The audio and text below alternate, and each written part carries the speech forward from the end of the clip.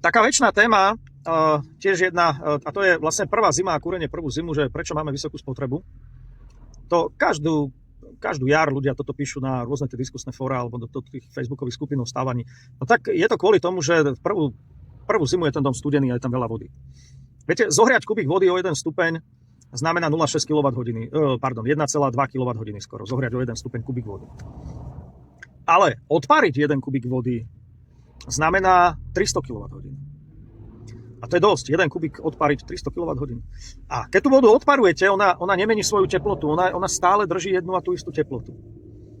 A teraz si predstavte, čiže vždy, keď odparujete vodu z baraku, tak vzduch už môžete mať vykúrený, ale tie steny sú stále studené, samozrejme tá voda tam trošku mení tú teplotu, lebo tam sú ešte rôzne iné vedľajšie deje.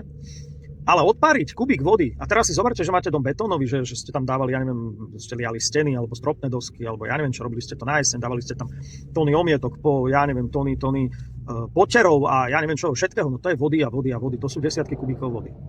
No odpáriť teraz desiatky kubíkov vody, no keby to bolo len 10 kubíkov, tak je to 3000 kWh. Ale to nie sme na konci. Vy musíte teraz ten dom zohriať, lebo kým sa tá voda odparovala, tak tá teplota tých materiálov stála na nejakej hodnote, alebo sa menila úplne zanedbateľne. No a teraz vy napríklad, keď len betón chcete zohriať kubík betónu o 1 stupeň, tak je to 0,6 kWh.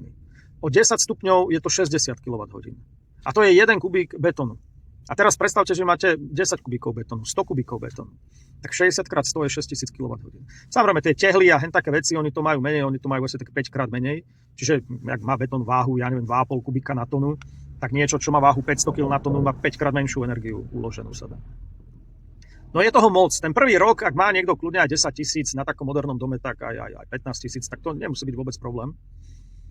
Ale toto stále nie je ešte koniec, lebo tým, že vy máte základové pásy väčšinou a málo kto z vás má nejaké plávajúce dosky, tak ten prvý rok, vlastne keď máte základové pásy, tak tie základové pásy ešte stiahujú to teplo, viete, cez tie pásy do tej hliny pod dom a v zime, keď nemáte tie pásy zvonku zaizolované tepelne, čo sa vždy pýtam, či ste si zaizolovali aj pásy z vonkajšej strany.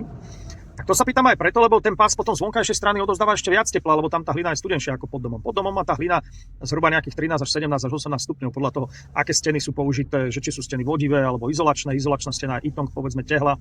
Aj keď tehla ona vedie dosť veľa tepla v tomto smere. Napríklad betón, VPC tvárnica, no tieto tam vedú úplne šialene 10 krát rýchlejšie ako itong. Takže ešte takéto ďalšie veci potom na to vplyvajú, koľko vlastne tepla vy musíte stratiť pod základy, aby sa tá situácia stabilizovala. No a práve pod tými základmi sa tá situácia stabilizuje hrozne dlho. Ak niektorí viete, starí ľudia si robili pivnice, také ľadničky v pivniciach. To bola nejaká diera vedľa baraku alebo niekde vykopaná v hline, pod zemou alebo do svahu väčšinou. A niekoľko dverí tam povedzme bolo minimálne dvoje, aby to mali zaizolované a ešte to bolo ďaleko a blablabla, proste rôzne protiopatrenia. A išlo o to, že oni tam nosili, oni to aj kadejako izolovali slámov a tak ďalej, ale tomu sa teraz nejdem venovať. Oni tam hlavne nosili ľad, normálne kryhy z riek, z potokov, z jazier, odhockaďal. Nanosili tam kryhy skoro doplná, nehali to rozpustiť.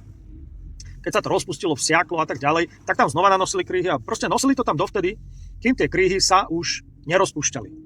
Že jednoducho nanosili a už to tam vydržalo kľudne do budúceho roka.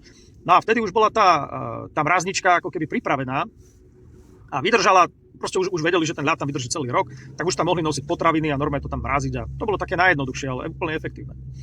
No a tieto mrazničky, oni fungovali, alebo teda tá situácia sa stabilizovala niekedy po 2, po 3 rokoch, po 4. Ja keď som robil simulácie, kamarát mi to robil, Miro Kubačak sa volá, čau Miro, tak my sme zistili pri simuláciách v ANSYSe, že to trvá 4 roky pod takým barakom, kým sa to ustabilizuje. Ak je to dosť dobré akože dotované, hej. Čiže ak je to slabo dotované, tak to logicky bude trvať o čosi dlhšie. Ak má niekto plávajúcu dosku, tak to ešte dlhšie bude trvať, lebo tam není to vodivé prepojenie, ale to prepojenie dáne tým polystyrenom, ktorý tam je. Čiže tá vodivosť je znížená. A toto všetko vlastne vplýva na to prvotné zohriatie domu. Mám ale klienta, ktorý to úplne krásne ten dom dokončil, to bola taká náhoda. Tam vlastne prvýkrát som pochopil, ako môže fungovať tá pasívna tepelná batéria. On dom domuroval, blízko Komárna, on dom domuroval niekedy koncom leta. Tak nejak. Ten dom bol extrémne zohriatý. Na tú dosku svietilo slnko celú